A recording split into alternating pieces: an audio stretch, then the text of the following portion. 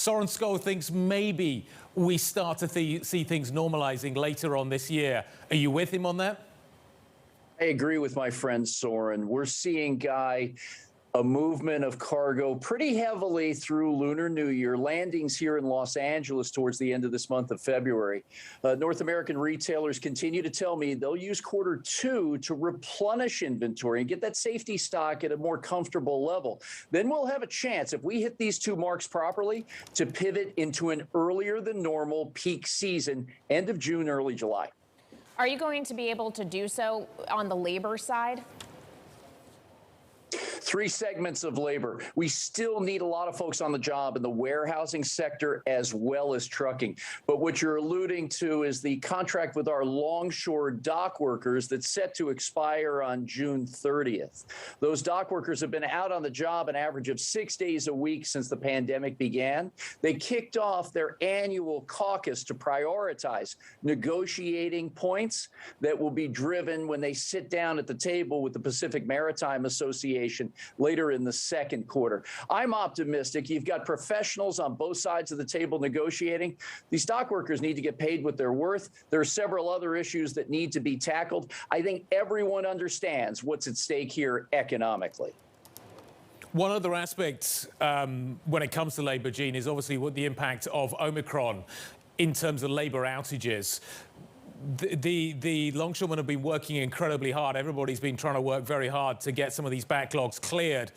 But Omicron obviously has caused people to be out. What are you seeing right now? How quickly is that story healing?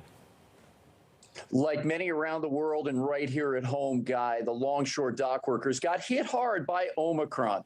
Probably about 10% of the workforce here in Southern California tested positive. Thankfully, those positive test numbers are going down every day.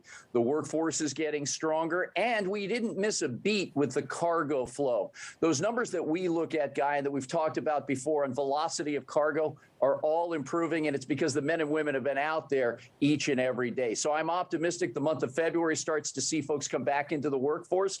But again, even with those out sick, we did not impact the productivity here.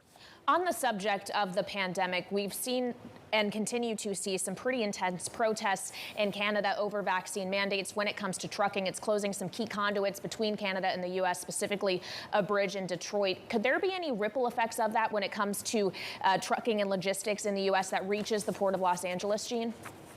It's always a concern, and we're keeping an eye on it every day.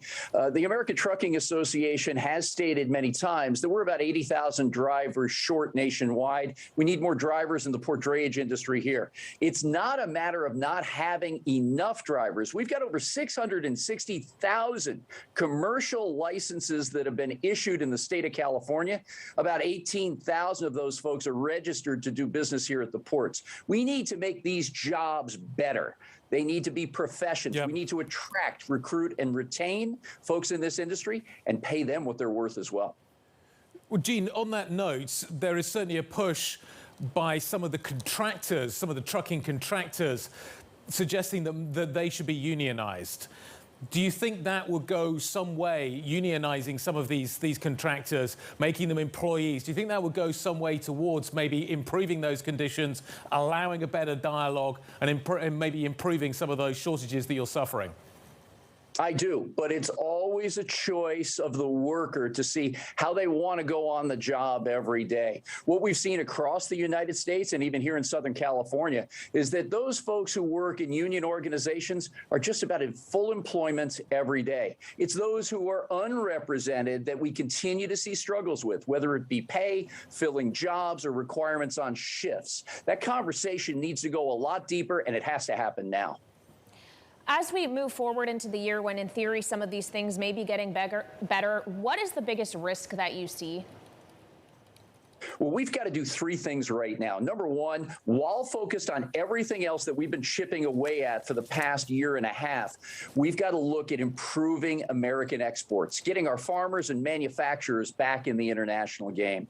Secondly, we've got to get these vessel services back on time to their scheduled performance standards, bringing certainty to the international and domestic supply chains. And the way to do that on both sides is enhance this look at supply chain digitization. unionization. We got to fan out from here in Southern California, bring in more participants, and have a nationwide look at information sharing. If we don't take this spotlight that's been on us and use it to improve the supply chain, the risk is we go backwards again.